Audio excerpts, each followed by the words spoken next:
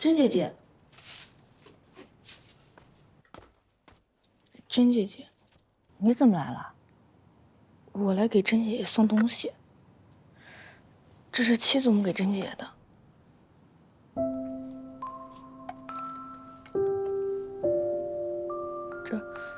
这是我和七祖母一起做的点心，请甄姐姐尝尝。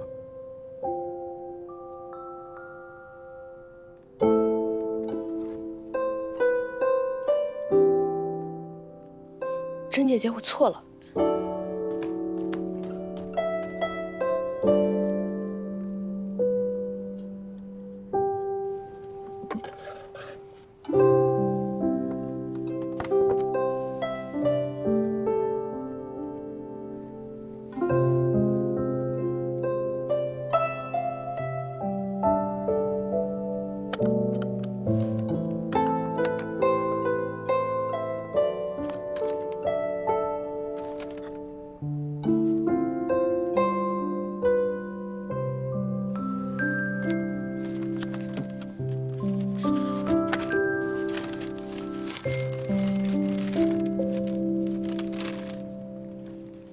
甄娘，前些时日在李宅，七祖母知道你受了莫大的委屈，未能给你主持公道，是七祖母的错。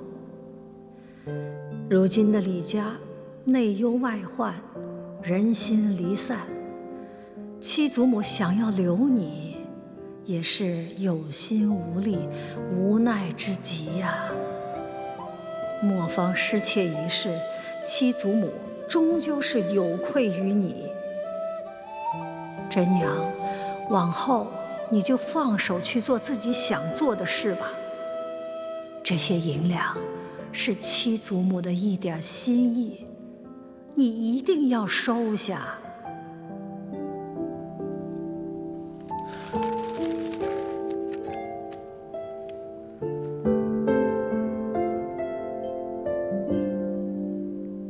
加上范兄这10箱墨，七烟古墨的分成已经够800两了。等这些钱收上来之后，你给阿姐送过去。是。东家，听说李家的甄姑娘已经在四宝街租下了一间铺子。哼，她倒是很有志气啊。但这四宝街上租金可不便宜，她手里的银钱应该不多了。是啊。可见那甄姑娘破釜沉舟般的勇气，就是和那战场上的将士相比，也是不遑多让。我发现一个问题，你最近很爱提甄姑娘的事情啊？哎，哪是我爱提呀？难道不是您想知道吗？等会儿，谁让你喝我茶了？也不给我倒一杯。最后一口。臭小子！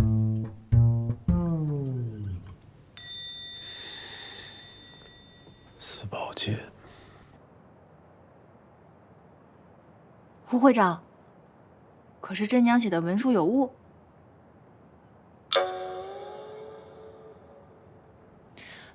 还是因为我小李磨坊不符合文会的规定。您倒是说句话呀！若是都没有的话，你为何迟迟不给我批？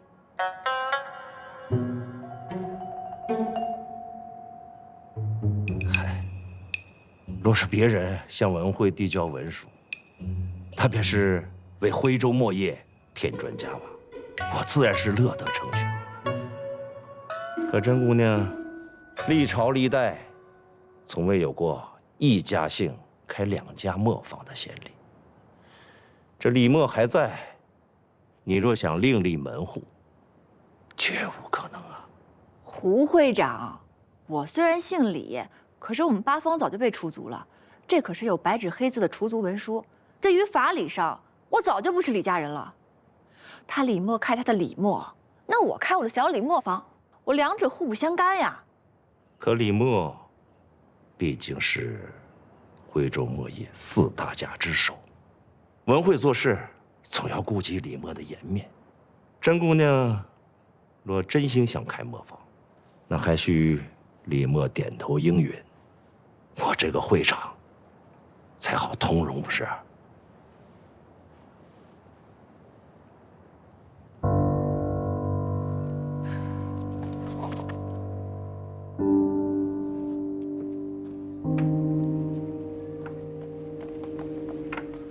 刚刚是不是你去文会了？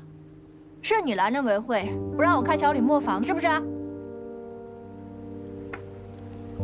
你今天不把话说清楚，你哪儿都别去。百年李默，讳莫正统，岂容你一个黄口小儿另起炉灶，开什么小李默？之前七祖母要给我续签契约，你们李默就开始风言风语，说什么我一个外人要侵吞你们李家。那好，我不跟你们李默为伍，我开我自己的小李磨坊总行了吧？结果现在你们又说，一笔写不出2个李字，一个姓，没有办法开2家磨坊。嘿，这什么话都被你们说了？这到底是谁在胡搅蛮缠啊？我不跟你在这儿强词夺理、耍嘴皮子。今日我也把话言明，李真，想另立旁支，做梦。如果你再一意孤行，别怪我再请祖师玄奇，请我们的祖师爷来明辨是非。又请祖师玄奇是不是？我告诉你，我一除族之人，我根本不怕什么祖师玄奇。我且就放下一句话，无论你李景东，你们李默点不点头，答不答应，这个小李磨坊，我开定。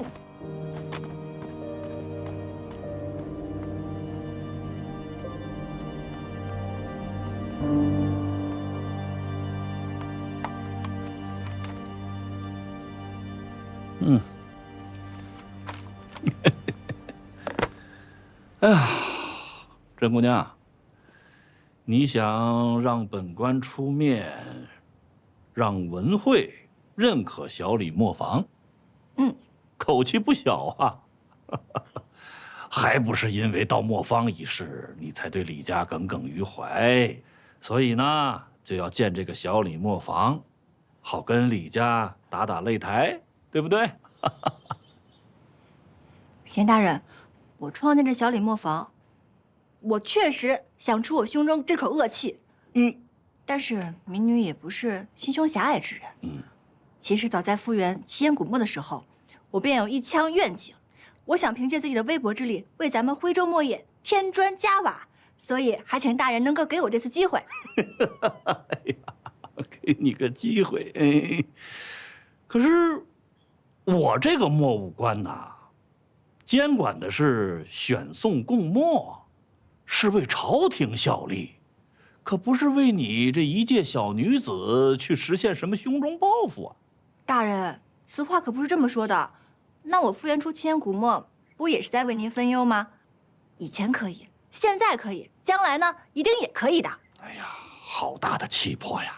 啊，可是你这气魄再大，对本官无用。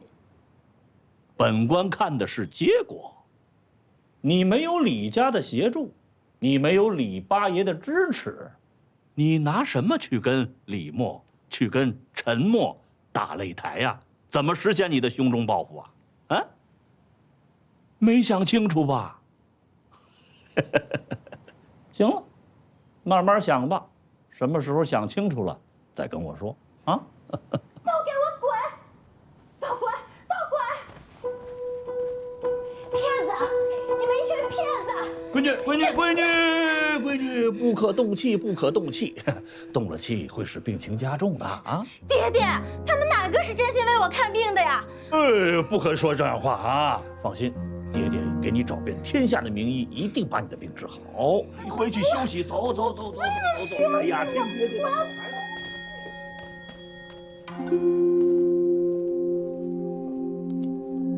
真娘，你怎么闷闷不乐的？还在想那严小姐吗？我今日回来的时候问了下那黄大夫，他告诉我严小姐这病多年未愈。你说这10多年来，她得过得多心酸啊！是啊，真娘，可惜我们不是大夫，我们帮不了她什么忙。花儿，你记不记小的时候，我每次出去玩都弄得一身伤回来，结果我爹爹为了我翻遍李墨所有典籍，最后做出了一款胭脂药末。哎，我想起来了，平日里你对那胭脂末爱不释手，我受伤了才肯给我用那么一点点，是不是那个？就是。我爹当时说，这个胭脂末只是他的初步尝试，他想做的药末是可以医治疮症、治愈顽疾的九针宝末。若真有此末，或许我们真的可以治好严小姐，是吗？我正是这么想的。这今日严大人在严府问我，说我的小李磨坊要靠什么立足，卖什么样的墨。我想了想，虽然我可以复原这七烟古墨，但是比起陈墨还有李墨他们相传的宝墨来说，仍然是微不足道。可若是我另辟蹊径，将我爹爹说的这款九针宝墨做出来，一，我可以治愈像严小姐这样的病患；二，我可以避开风头，以药墨起家。最重要的一点，若是我真的将这宝墨做出来，治好了严小姐，那你说这严大人还不得对咱们小李磨坊松了口？哎，是啊，那真娘，我们说干就干吧。哎呀，哪有这么着急？这只是我初步的计划，得慢慢来。但我觉得你这个计划特别好。李家磨坊怎么样了？哦，陈姑娘，这2日她日子也不好过。听说八爷不同意她开小李磨坊，一气之下离开了歙县，去了婺源。我问的是李墨，不是小李墨。那甄姑娘不也是李家的人呐？她的上头还有个李墨，文慧顾及李家的面子，不认可小李磨坊，迟迟没有批准文书。想必这个时候也正为此事焦头烂额呢。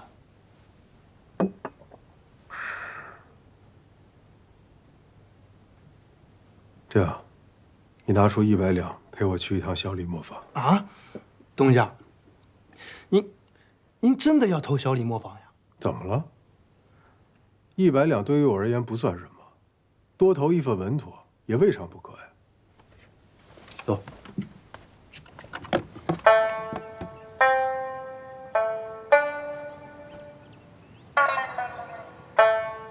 祁东家，这银子我不能收。嫌少？不是数目问题，是时机问题。时机？你现在要自己开磨坊，正是缺钱的时候。况且有我在的话，也许文慧不会更加的为难你。为何说时机不对？正是因为缺钱，所以才更要谨慎。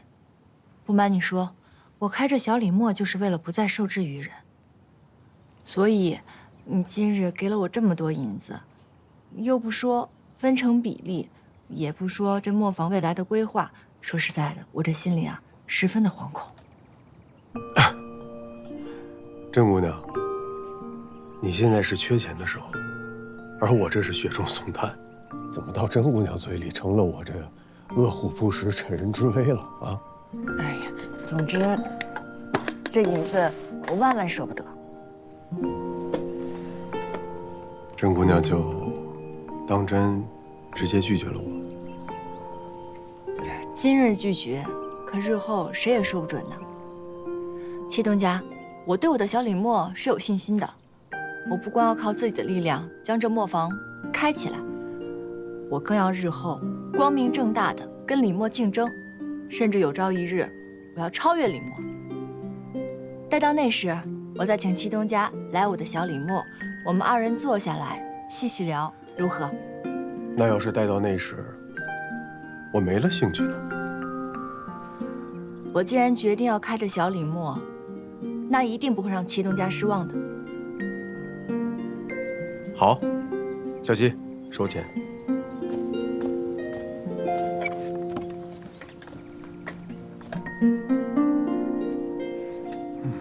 恭喜阿弟慧眼识人，这七烟古墨押中了宝，才刚起步便已收益颇丰。谢谢阿姐，这些啊也都在我的计划之中。真是暴殄天物。我一介连性命都不配拥有的罪人，何谈什么讲究啊？这李墨的分红比预想的还要好，接下来你有什么打算？依我看，该继续追加，长远的合作下去。阿姐，账簿呢，还是由你保管。不过我希望阿姐给我留3成分红的银子，我有用处。你又看上了什么其他的生意？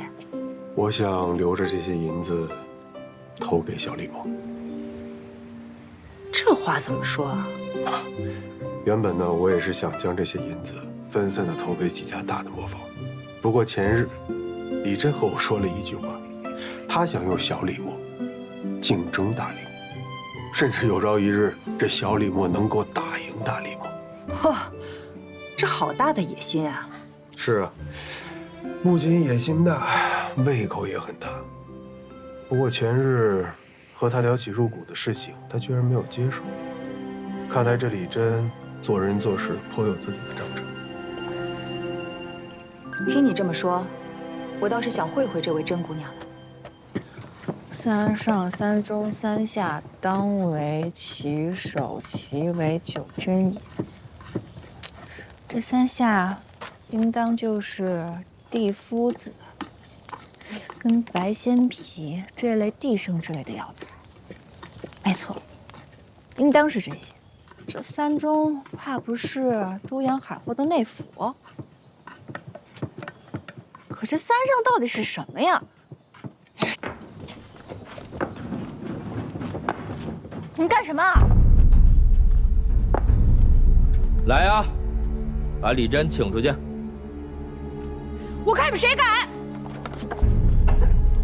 李景东，你到底想做什么？李真，你既然决定自立门户，那么李家也绝不让你占半分便宜。从今天开始，李家磨坊我收回来了。景东叔，这里本来就是李家废弃的磨坊，是七祖母许给真娘用的，要收回去也得是七祖母来跟真娘说才是。对，当家的，咱还是跟老夫人说一声吧。我做什么事用你来教我吗？王花，我告诉你，我现在是李默的东家，我也奉劝你，最好分得清远近。怎么着，不搬是吗？来，你们几个，帮帮他，动手！哎，你干什么？哎，干什么？这是我的药材，别动！你们干嘛？这不能动！给我！哎，不许拿走！这是我的药材！你们几个，怎么回事？他的药材还给他。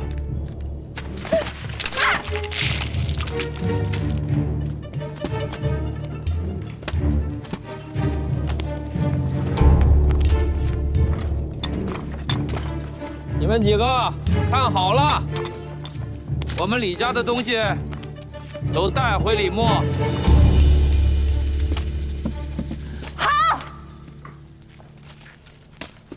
我可以搬走，但是这里有很多的用具是我爷爷给我做的，还有一些是我哥跟我娘他们花钱给我攒的。你们可以让我走，但是我们家的东西，你们也休想带走1分1毫。好，你的东西李家不稀罕，搬吧。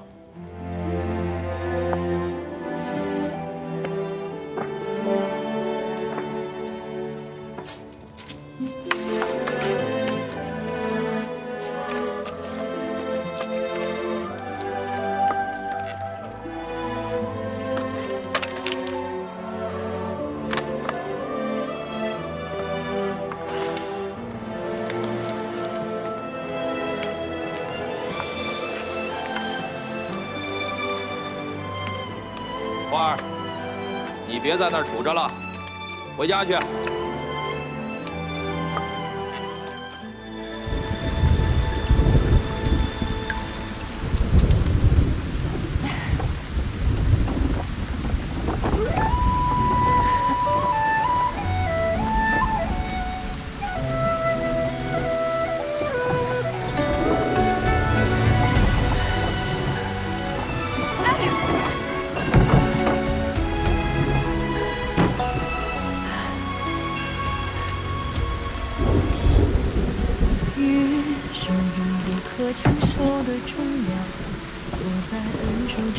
这姑娘的车是怎么了啊？看看你也下要到了，我得提着生活回家，你别把车横在路上，赶紧挪一挪。还是岁月漫着眼的黄寒，熙熙攘攘冷却的轮寒。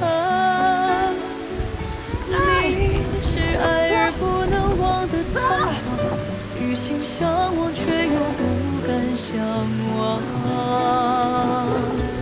谁欠谁归？谁愿远离来回？我已恨无悔，至情至疏，至死也算完备。谁与情有愧？将爱推诿，将心觉得粉碎，是错还是对？站在两端的我们，奈何只好相对。谁醒谁醉？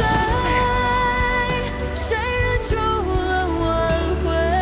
背离知己退，卸下防卫。到底谁更狼狈？何必再深追？分明白白，写一本你怎么来了？该如何收尾？望星望双飞，望穿人泪，望雁去归。望星望双飞，望穿人泪，望雁去归。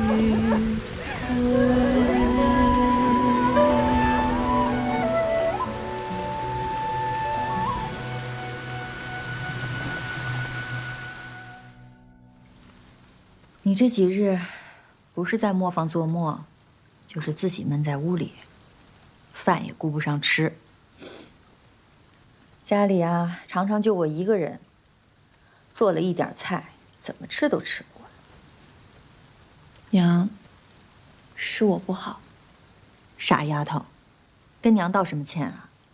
娘从小看着你长大，虽然你一句话都不说，但是你心里想什么，娘都知道。你是想着尽快把墨做出来，好证明给你爷爷看，是不是？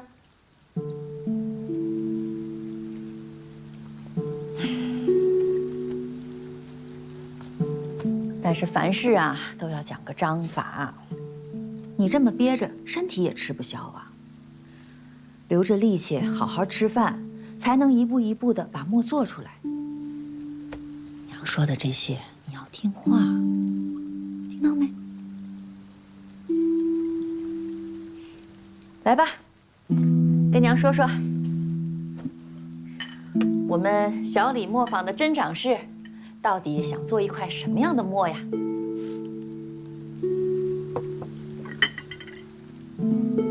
娘，你还记得爹给我做的那块胭脂墨吗？我要做的就是像那样的一种药墨。叫做九珍宝墨，爹曾经也研究过。不过这块墨已经失传了近100年，只有在墨迹上才有一些模糊不清的记载。什么3上、3中、3下，还有几样材料我到现在都没有明白。娘，你说这古人也真是的，既然决定写书，要将墨法墨方传给后人，为何不能用白话写得清清楚楚？如此一来，淹没了多少好墨？哎，你别说，这个什么3上、3中、3下，这些神叨叨的话呀，你爹当年还真跟我念叨过一阵儿呢。真的假的？真的。娘，那我爹当时有跟你说这3上是怎么解的吗？现在想起问你娘来了。你呀，你早跟我说，娘一早就拿给你了。等着，在哪？来，谢谢娘。你爹呀，有随手就记的习惯，所以当年他只要一有灵感，他就把他的想法记到我这个小账本上。你爹去世之后，这本账本我也没舍得扔。不过这上面有好多东西记得都是断断续续的，有头没尾的，未必有你想找的。你就先看看啊。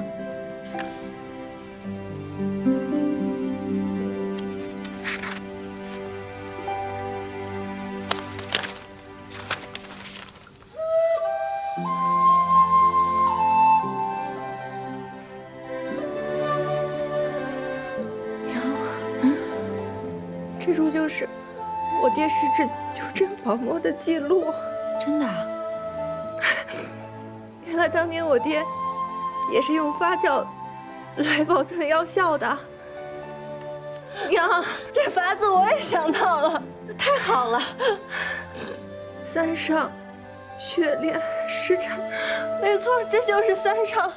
哎呀，你这孩子哭什么呀？应该高兴才是。这三上就是长在高处的药材。血炼、湿产，这第三味药材是月老草。月老草是什么意思啊？我怎么从来没有听过这味药材？哎呀，你管它什么草？那长在高处的肯定不过就是山里的东西呗。你爹当年经常去钻哪一片山林，你娘还是知道的。哎呀，行了行了，别哭了啊！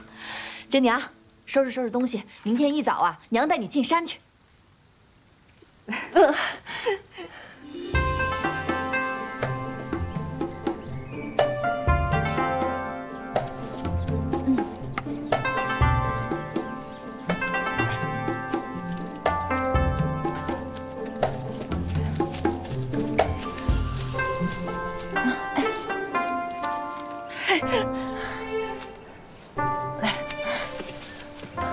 怎么样，真娘？感觉这个也不是。娘，这笔记上大部分草药都对上了，唯独那月老草是怎么都找不着。这月老草啊，我是真没听说过。你爹也真是的，也不写清楚点儿，弄得咱们俩跟无头苍蝇一样，一点头绪都没有。没事儿，娘，大不了我们把这里长得像草药的全都采回去，一一对比呗。办法总比困难多。走，这丫头啊，劲儿又上来了。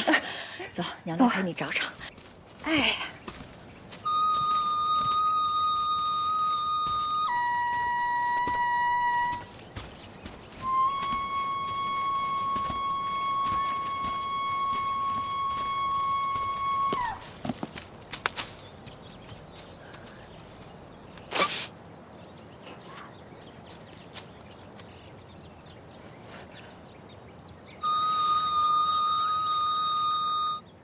娘，你听到了吗？我也会吹了。等我一下。哎，娘，说让你小心着点吧，这还是把脚给伤了，疼不疼啊？来，给你上点药。我跟你说啊，这个草啊，对伤口最有效了，而且不会留疤的。记得你爹当年不小心钻了猎户的陷阱，我就是用这个给他上的药。我爹当年是钻到哪个猎户的陷阱里啦？明知故问。哎，我真不知道，我只记得小的时候我爹跟我说过，他打猎特别的厉害，什么眼如鹰隼，耳似猎豹，只要被他看上的猎物，都逃不出他的手掌心。就他呀，你爹呀，就知道在你们兄妹面前吹牛。我告诉你啊，我不拆穿他，那是我给他留面子。哦。哎呀，想一想啊，我跟你爹最初的相遇，就在这片大山里。你跟我爹是在这里相遇的？当年啊，你娘设了打猎的陷阱。隔了一日，我就兴冲冲的去瞧，结果你猜，我瞧着什么了？你爹就可怜巴巴的困在陷阱里面，然后我就把他给捞了出来，带他回家，给他吃了顿饱饭，就把他送下山了。结果隔了3日，他又以寻松的由头又进山了。你看你爹平时吃墨的时候挺聪明的吧？可他一进了山，笨得很，5回得有3回落到我设的陷阱里，然后就眼巴巴地等着我去捞他。然后你就眼巴巴的上套了，就眼巴巴的跟着他回了李家，生下了我跟我哥，对吧？哪有你说的那么容易啊？当年啊，族老们是不同意你爹和我们山岳后人结亲的。啊，那当时是谁保住了我跟我哥的小命啊？还能有谁呀？这个家里，谁说话最算呢？七祖母。当年就是你七祖母跟族老们说，这个跟山岳后人结亲的南迁宗族，往往更容易在徽州扎稳脚跟，兴宗望族。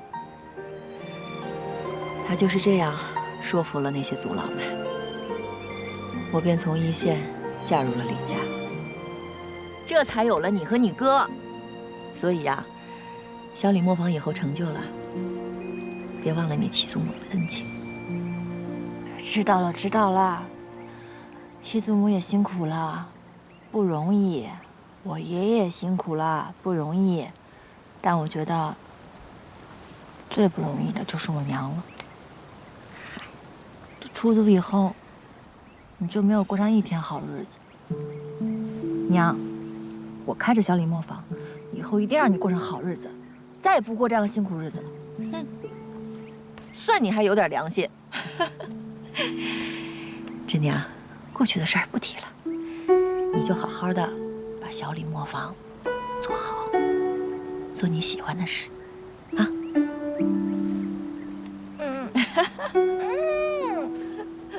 哎，娘，你看你这草药是真是厉害，你看我现在都不疼了。哎，你别蹦啊！哎呀，你坐下，不疼了吧？不疼了。我告诉你啊，这个草叫做赤凤锦草。当年我用它给你爹上药的时候，还是他寻了这个草的名字告诉我的。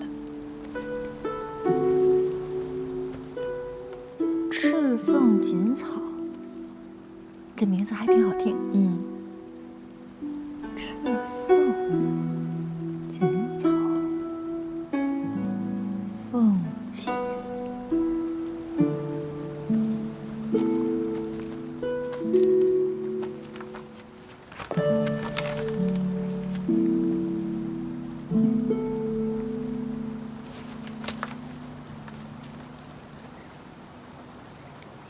赤凤锦草，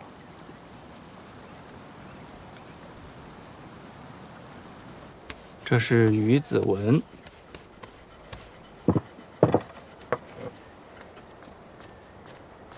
这是水波金星，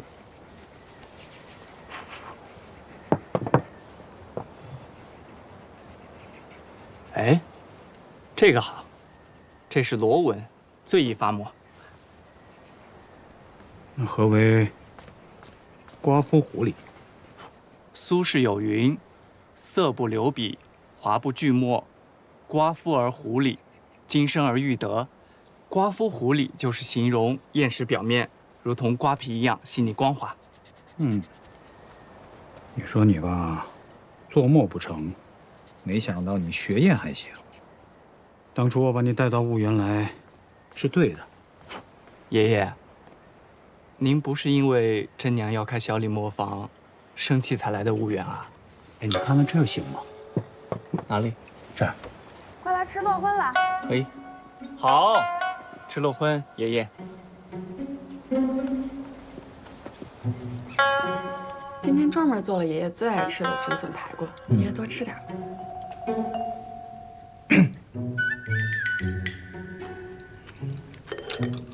哎，秋啊，我刚刚又收到娘的信。真的吗？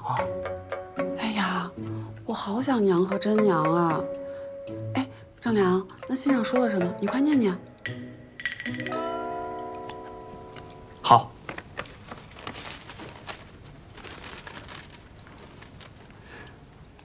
正良，求娥，家中一切平安，你们不必记挂。真娘已经把小李磨坊安置妥当，最近又忙着研制九针宝墨。据她说，药墨制法与别的墨都不相同。好在真娘一向聪慧坚韧，不懈尝试，已经想到好办法了。爷爷最近身体如何？还在生真娘的气吗？你要多劝劝爷爷，不要把他的气话放在心上。真娘心里最记挂的人就是爷爷了，唯盼你们一切顺遂，早日归来。爷爷，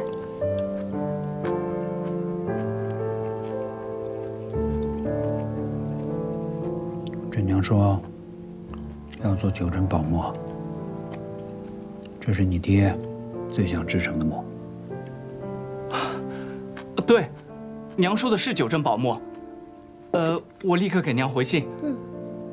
爷爷，您可有什么话要带上的？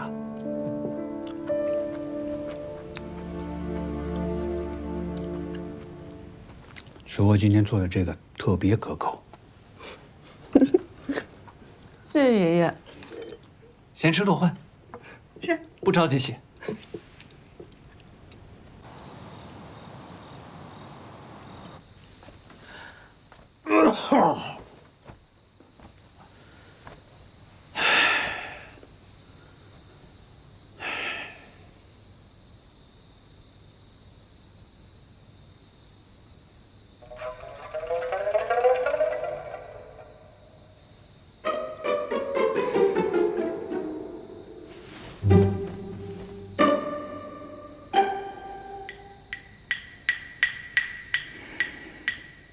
娘，哎，娘，快看看。哎，你别说，这还真有一股药味儿啊。这闻着让人感觉很舒服啊。哎，真娘，那这就做好了吗？这药末离成末还有一步呢，得试它的药效，最后再做调整。那这要怎么试啊？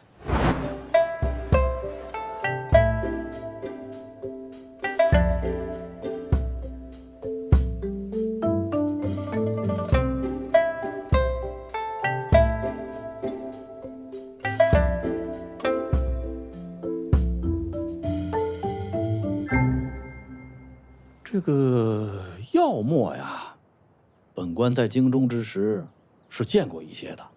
哦，像你的这一块墨，能将药性、墨性兼顾周全的，倒是让本官大开眼界呀。严大人过誉了。只是药墨在墨业里从来就不算是大宗。所以你想靠此墨说服本官去文会要文书，火候上还是差一些。严大人此言差矣，此乃九针宝墨，古书有载，曾经治愈了无数顽疾。不过严大人，我此次前来确实是有一事相求，是跟您有关的。我想用此墨治好严小姐脸上的疮痍。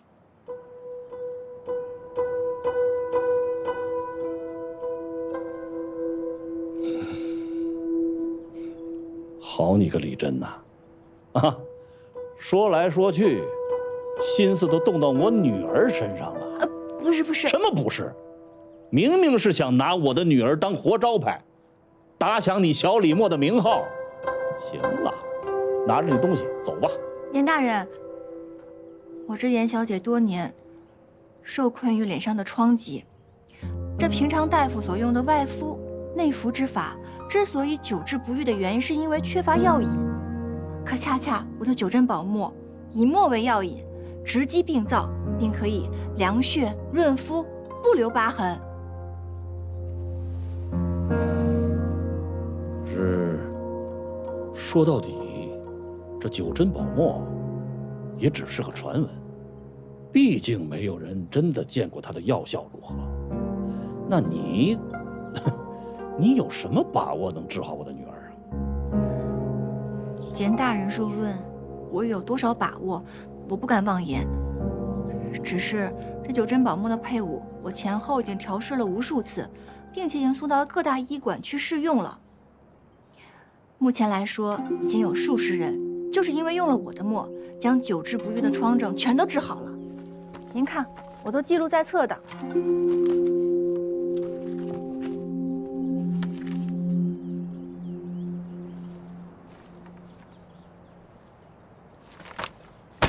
不行，我不能让我女儿去冒这个风险。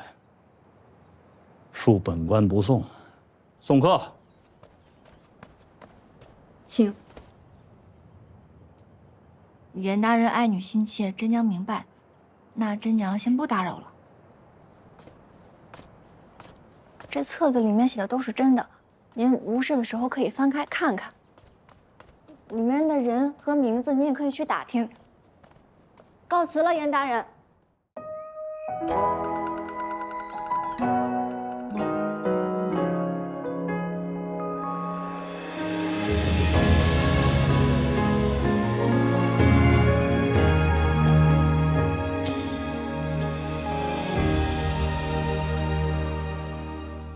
小妆映铜镜，胭脂成红衣。回墙青砖掩湿篱，孤雁落成萍，孤芳难自已。过往细细无归期。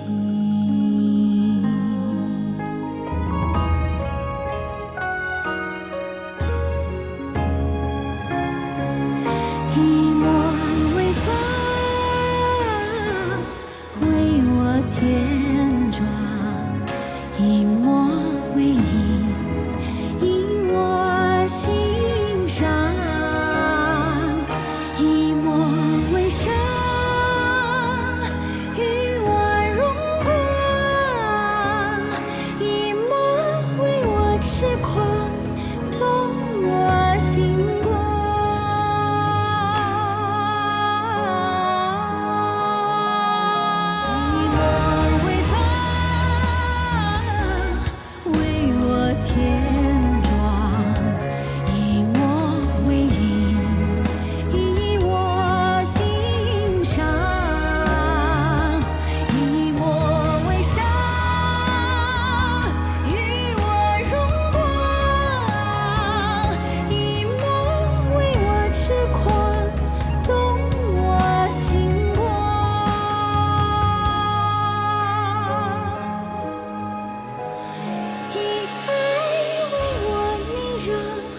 万物